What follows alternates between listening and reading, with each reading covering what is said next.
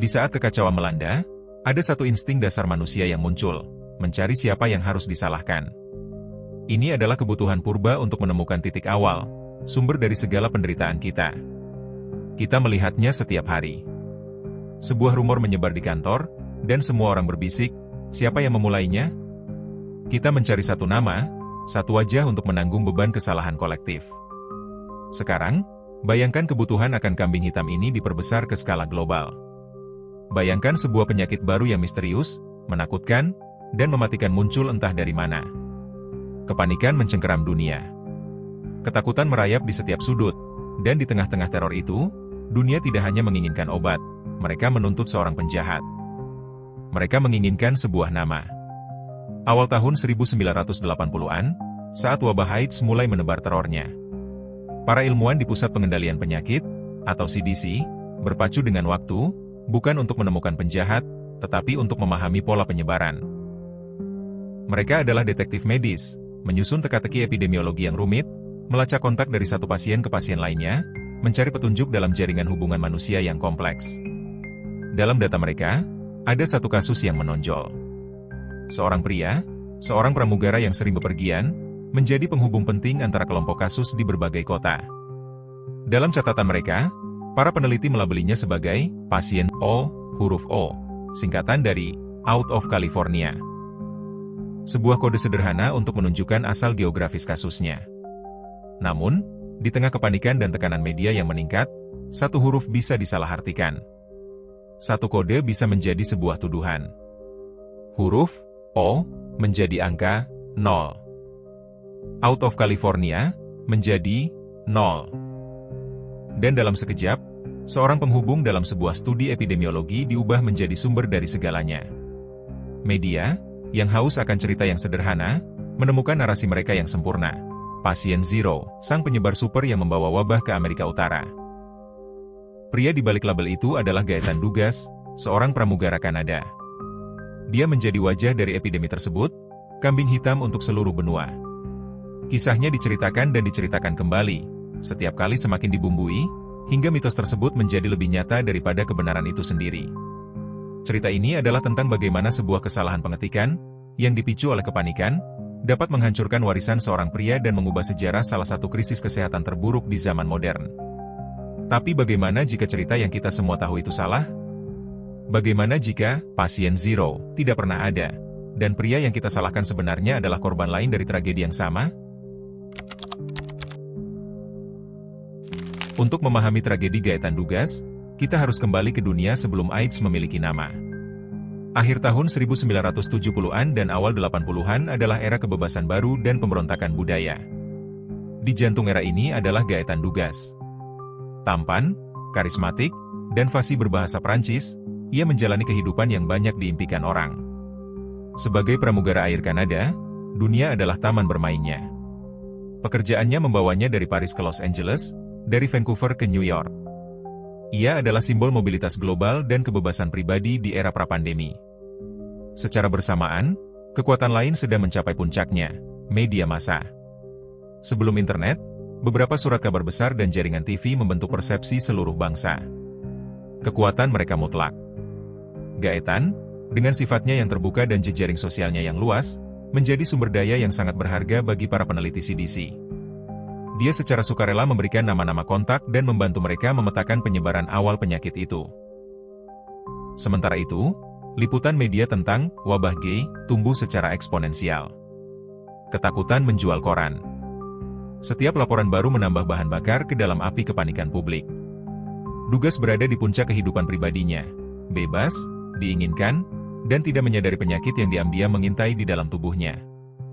Dia merasa tak terkalahkan, seperti banyak orang di generasinya. Media juga merasakan kekuatan puncaknya.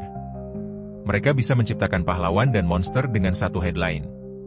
Narasi publik ada dalam genggaman mereka, dan mereka mencari sebuah cerita yang bisa mendefinisikan krisis ini. Dua kekuatan ini, seorang pria yang menjalani kehidupan tanpa batas dan sebuah industri media yang tak terkendali, berada di jalur yang akan bertabrakan dengan cara yang paling merusak. Ketika para ilmuwan CDC mempublikasikan studi mereka dengan hati-hati merujuk pada pasien O hanya sebagai penghubung dalam sebuah klaster. Bagi mereka, Dia adalah sebuah titik data, bukan titik awal. Namun, seorang jurnalis, Randy Shields, saat meneliti bukunya yang akan datang, And the Band Played On, menemukan catatan ini. Dan di sanalah benih kehancuran ditanam. Shields, mungkin karena kesalahpahaman atau mungkin karena dia membutuhkan karakter sentral untuk ceritanya, menafsirkan O sebagai 0. Pada saat itu, Gaetan Dugas merasa tak terkalahkan. Dia telah didiagnosis menderita kanker Kaposi, tetapi dia terus hidup, terus bepergian, menolak untuk menyerah pada penyakit yang belum dipahami. Di sisi lain, media merasa tak terbantahkan dalam kekuatan naratif mereka. Sebuah cerita tentang satu penyebar super jauh lebih menarik daripada kebenaran ilmiah yang rumit dan tidak memuaskan. Keduanya berada di puncak dunia mereka masing-masing, tidak menyadari bahwa satu kesalahpahaman sederhana akan membuat dunia mereka runtuh dan mengutuk satu orang untuk menjadi penjahat abadi dalam sejarah.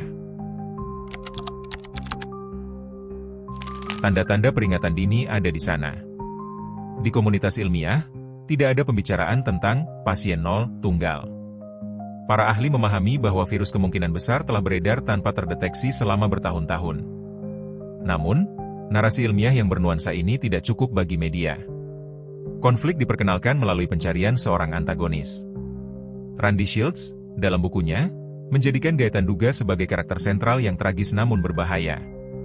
Shields menggambarkan Dugas sebagai seseorang yang dengan sengaja menyebarkan virus, bahkan mengklaim bahwa Dugas akan berhubungan seks dengan pria lain, menyalakan lampu, dan dengan jahat berkata, "Saya menderita kanker gay. Saya akan mati, dan kamu juga." Klaim-klaim sensasional ini, yang sebagian besar didasarkan pada desas-desus, menjadi dasar dari narasi Pasien Zero. Dugas, yang meninggal pada tahun 1984, tidak dapat membela diri. Momen keputusan fatal datang pada tahun 1987 dengan publikasi And the Band Played On. Buku itu menjadi buku terlaris yang diakui secara kritis. Ini adalah titik tanpa kembali. Mitos itu sekarang diabadikan dalam bentuk cetak, diberi bobot otoritas oleh seorang jurnalis yang dihormati. Narasi Pasien Zero bukan lagi teori, itu telah menjadi fakta yang diterima di mata publik. Media di seluruh dunia melahap cerita itu.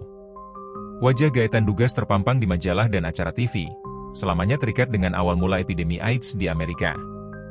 Tapi inilah fakta kebenaran yang baru akan terungkap puluhan tahun kemudian melalui kekuatan ilmu pengetahuan modern. Pada tahun 2016, para peneliti menganalisis sampel darah dari tahun 1970-an. Mereka merekonstruksi pohon keluarga genetik dari virus HIV itu sendiri. Analisis genetik membuktikan tanpa keraguan bahwa virus HIV telah tiba di Amerika Utara dari Karibia sekitar tahun 1971, jauh sebelum Gaetan Dugas bahkan aktif secara seksual. Dia bukan Pasien Zero. Dia bahkan bukan salah satu kasus pertama. Dia hanyalah satu mata rantai dalam rantai yang sudah panjang. Mitos itu hancur berkeping-keping oleh data genetik yang dingin dan keras. Namun, pada tahun 1987, kebenaran ini tidak diketahui. Konsekuensi langsung pertama dari publikasi buku itu sangat menghancurkan bagi warisan Dugas. Namanya menjadi sinonim dengan kejahatan dan wabah. Dia menjadi monster dalam cerita pengantar tidur epidemi, cara mudah untuk menjelaskan yang tidak dapat dijelaskan. Bagi komunitas gay, yang sudah distigmatisasi, mitos Pasien Zero menambahkan lapisan kesalahan dan rasa malu, mempersonifikasikan ketakutan terburuk masyarakat dalam satu individu. Kesalahan penafsiran yang fatal telah menjadi kebenaran yang diterima secara global, memulai proses penghancuran total reputasi seorang pria yang sudah tiada. Meskipun tidak ada keruntuhan finansial bagi Dugas sendiri, ia sudah meninggal. Namanya digunakan untuk melambangkan biaya epidemi yang tak terhitung. Dia menjadi simbol dari apa yang telah hilang. Kehancuran internal yang sebenarnya terjadi pada ingatan dan warisannya. Bagi keluarga dan teman-temannya yang masih hidup, pria yang mereka kenal dan cintai telah dihapus dan digantikan oleh karikatur yang mengerikan. Serangan media dan publik bersifat tanpa henti dan tanpa ampun. Selama bertahun-tahun, setiap dokumenter, setiap artikel retrospektif tentang AIDS, akan mengulangi kisah Pasien Zero. Dia menjadi bahan lelucon yang kejam, referensi budaya pop untuk penyebar penyakit. Namanya dicabut dari kemanusiaannya dan diubah menjadi sebuah label. Dalam film HBO yang diadaptasi dari And the Band Played On, ia diperankan sebagai penjahat yang narsisistik, semakin memperkuat citra negatifnya di benak jutaan orang. Wujud visi kegagalan ini adalah bagaimana sejarah mencatatnya. Di buku-buku sejarah, di makalah akademis, dan di Wikipedia selama bertahun-tahun, Gaetan Dugas terdaftar bukan sebagai pramugara, tetapi sebagai pasien zero. Bahkan di komunitas gay, pendapat terpecah.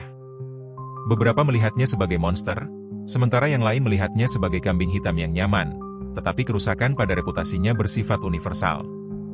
Stigma itu begitu kuat sehingga bahkan upaya awal untuk menantang narasi itu sebagian besar diabaikan. Mitos itu terlalu kuat, terlalu mengakar. Kehancuran internal juga terjadi pada jurnalisme itu sendiri. Kisah ini menjadi contoh bagaimana pengejaran narasi yang baik dapat mengalahkan kewajiban untuk melaporkan kebenaran yang rumit. Selama hampir 30 tahun, warisan Gaetan Dugas tetap terkubur di bawah kebohongan ini. Dia adalah penjahat yang dibutuhkan dunia pada saat itu. Titik terendah datang ketika namanya menjadi begitu identik dengan penyakit sehingga orang lupa dia adalah manusia sungguhan, dengan harapan, impian, dan ketakutan, sama seperti orang lain yang tersapu oleh epidemi. Warisannya tidak hanya dihancurkan, itu diganti seluruhnya. Gaetan Dugas, pria itu, secara efektif tidak ada lagi dalam catatan sejarah populer. Serangan itu begitu total sehingga bahkan setelah bukti genetik muncul pada tahun 2016, banyak orang masih mengingat mitos tersebut, bukan kebenarannya. Ini adalah pembunuhan karakter dalam skala yang belum pernah terjadi sebelumnya, yang dilakukan oleh pers dan diabadikan oleh budaya populer. Titik terendah bagi warisan Gaetan Dugas adalah realisasi bahwa kebohongan yang diceritakan tentang dia akan selamanya lebih terkenal daripada kebenaran hidupnya.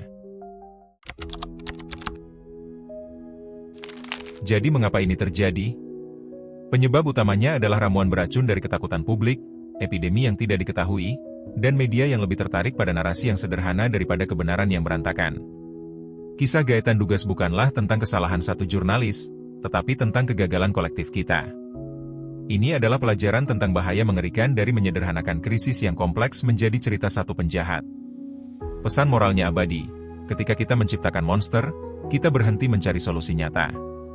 Menyalahkan satu orang menghentikan kita dari memeriksa sistem yang lebih besar yang memungkinkan sebuah tragedi terjadi. Sekarang, mari kita refleksikan diri kita sendiri. Di era media sosial dan siklus berita 24 jam, seberapa cepat kita menghakimi? Seberapa cepat kita membagikan cerita yang mengidentifikasi penjahat yang jelas sebelum mengetahui semua fakta? Kita semua membawa kekuatan media di saku kita. Setiap suka, setiap retweet, setiap bagikan, memiliki kekuatan untuk membangun atau menghancurkan sebuah narasi. Jalan alternatif yang bisa diambil pada tahun 80-an adalah salah satu ulas asih dan keingintahuan ilmiah. Bagaimana jika media fokus pada kisah para ilmuwan yang berpacu mencari obat?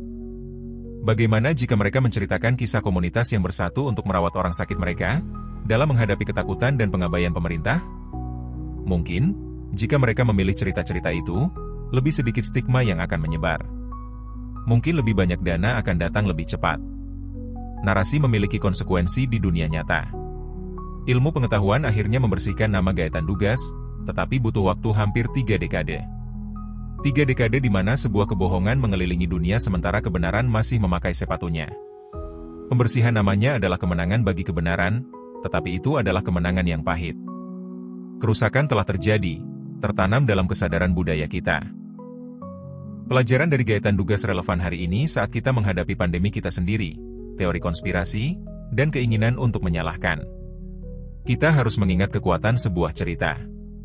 Kita harus menuntut nuansa. Kita harus menolak daya pikat jawaban yang mudah dan penjahat yang sederhana.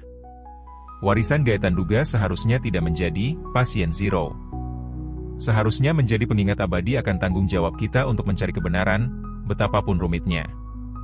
Dia bukan monster.